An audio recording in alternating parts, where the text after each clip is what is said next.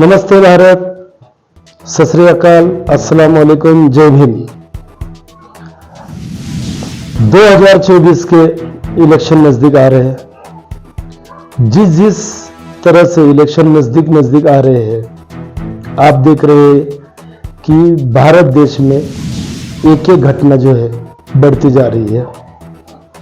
पहले आप देखिए 3 महीने से मणिपुर में जो हिंसाचार चल रहा है और जिस तरह से महिलाओं का अत्याचार सामने आए है, उसके बाद ही अभी मेवात के नौ स्थित में जो यात्रा थी उस पर पथराव हुआ और वहां पे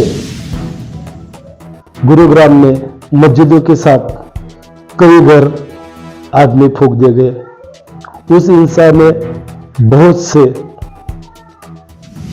बेगुनाह की मौत हो गई। उसके साथ साथ आपने देखा होगा जयपुर से बॉम्बे की ट्रेन दुर्घटना, जिसमें चेतन चौधरी नाम का आरपीआई कांस्टेबल, उसने 3 मुस्लिम बेगुनाहों को पहचान देख कर जिस तरह से गोली से उड़ा, इसका नजारा आप सबने देखा ही होगा। जिस तरह से वो मोदी और योगी का नाम ले रहा था और इस देश में रहना है तो योगी और मोदी को ही वोट दो, ये किस तरह का लोकशाही और डेमोक्रेसी और जमीरत है ये भारत की। आज आप देख रहे हैं कि संविधान ने सभी को समानता दी है और ये सब होने के बावजूद भी ये घटना अगर होती होगी तो ये भारत देश के लिए बहुत ही शर्मनाक बात है। अगर आप किसी चुनाव को जीतना है, जिस तरह से 2019 का चुनाव पुलवामा पे जीता था, पुलवामा के नौजवानों को शहीद करके जीता था, तो उसी तरह से अगर आने वाला इलेक्शन भी आप लोगों के लाशों पे अगर इलेक्शन जीतना चाहते हो तो आप ये समझ लीजिए कि अब भारत के नागरिक सजग हो चुके, समझदार हो चुके और ये वो समझ रहे कि ये सब सियासती चीज है। आज मैंने एक डिबेट में देखा कि बॉम्बे के कोई यूसुफ मेमन साहब है, उन्होंने कहा था कि हम 3 दिन में बॉम्बे बंद करेंगे, क्योंकि आप ये एक मुस्लिम लोगों पे जो अन्याय हुआ है उसके लिए वो बात ठीक है, पर इस दुर्घटना के लिए पूरे देश को और सभी यातायात को रोकना कहाँ तक सही बात है। आप मुझे बताइए कि मुआवजा जो है, मुआवजा की मांग आप संवैधानिक तरीके से कर सकते हैं, उनको सरकारी नौकरी चाहिए या 50 लाख का जो मुआवजा है वो शांति की तरह से भी आप उसको मांग सकते हैं। पर आप इस तरह से अगर माहौल बिगाड़ने की कोशिश करेंगे और आप इसमें हिंदू मुस्लिम चीजों में आप भी आरएसएस, बीजेपी और उनके एजेंडे का साथ देंगे, तो मैं नहीं चाहता कि ये अच्छी बात है। आप देख लीजिए कि मैं किसी का अपोज नहीं कर रहा, ना किसी का विरोध कर रहा हूं। मैं तो ये चाहता हूं कि भारत देश में अमन और शांति रहे, क्योंकि अमन और शांति जो है इसका जो रास्ता जो जाता है ये प्रेम से और सत्याग्रह से जाता है। आज आप देखेंगे कि पूरे मुल्क के जो हालात है, अब बहुत से जगह पे दलितों पे अत्याचार हो रहे हैं, आदिवासियों पे अत्याचार हो रहे हैं। मुसलमान तो इस देश में जब से 2014 से मोदी सरकार आई है तो उन्होंने मुसलमानों को तो सेकंड सिटीजनशिप का ही दर्जा दिया है। उनको हर तरीके से डराया जाता है, धमकाया जाता है। शुरू में तो डराना धमकाना ठीक था।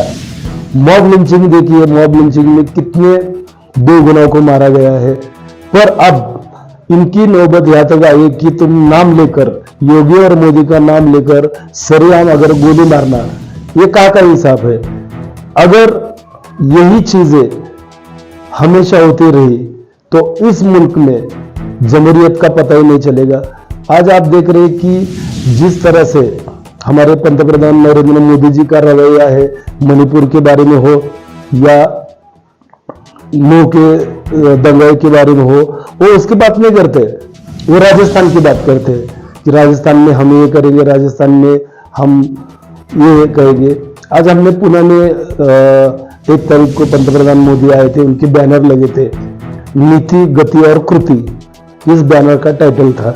अभी इनकी नीति तो ये सामने आ रही है, और जिस तरह से ये माइनॉरिटी, दलित और इनको जिस गति से ये डराने, धमकाने की और खत्म करने की कृति कर रहे हैं, तो इसका मैसेज उन्होंने यहाँ पे बैनर के द्वारा दिया ही है।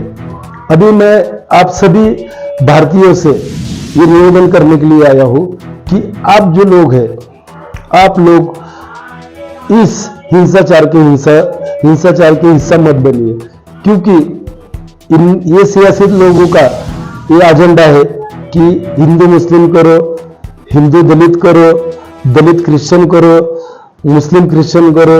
ये जो एजेंडा ये लेकर चल रहे हैं, इसमें इनका एक ही उद्देश्य है कि 2024 का इलेक्शन किसी भी तरह से इनके हाथ में है। क्योंकि आप देख रहे हैं कि धीरे धीरे जिस तरह से इनके हाथों से राज्य खिसकते जा रहे हैं, कर्नाटक हो गया, हिमाचल हो गया, तो ये जो राज्य वो इनके हाथों से निकलते जा रहे हैं, तो उनमें एक तरह का डर पैदा हुआ है कि हम 2024 को वापस इस इलेक्शन में जीत के आएंगे या नहीं आएंगे।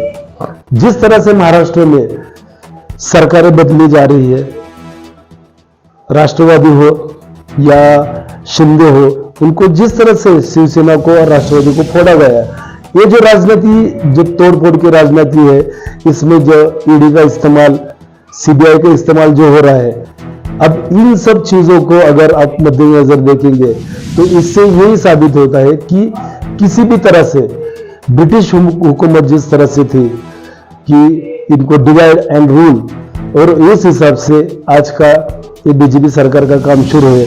और मैं चाहता हूं कि आप इन सब बातों में न आते हुए आप अमन और शांति पैदा करने की कोशिश कीजिए। आप देख रहे हैं कि ये महाराष्ट्र में एक संभाजी भिडे उर्फ मनोहर कुलकर्णी किस तरह से अलग अलग महामानव के बारे में ये बताया, अफवाहें फैला रहा है, झूठी बातें फैला रहा है और सांप्रदायिक हिंसा भड़काने की कोशिश कर रहा है। आज आप देख रहे होंगे कि जब पितामह महात्मा गांधी जी का जब खून किया गया, तो उस टाइम पे खून करने वाला गोडसे को मनोरुग्ण कहा गया। उसी तरह से इस चेतन चौधरी को भी मनोरुग्ण कहा जाएगा, और उसको ये साबित किया जाएगा कि ये दिमागी तौर पे पागल था, दिमागी संतुलन उसका बिगड़ा हुआ था। अगर ऐसा संतुलन अगर बिगड़ा, तो हर भारतीय को अगर संतुलन बिगड़ने लगा, तो आप देखिए कि इस देश के हालात क्या होंगे।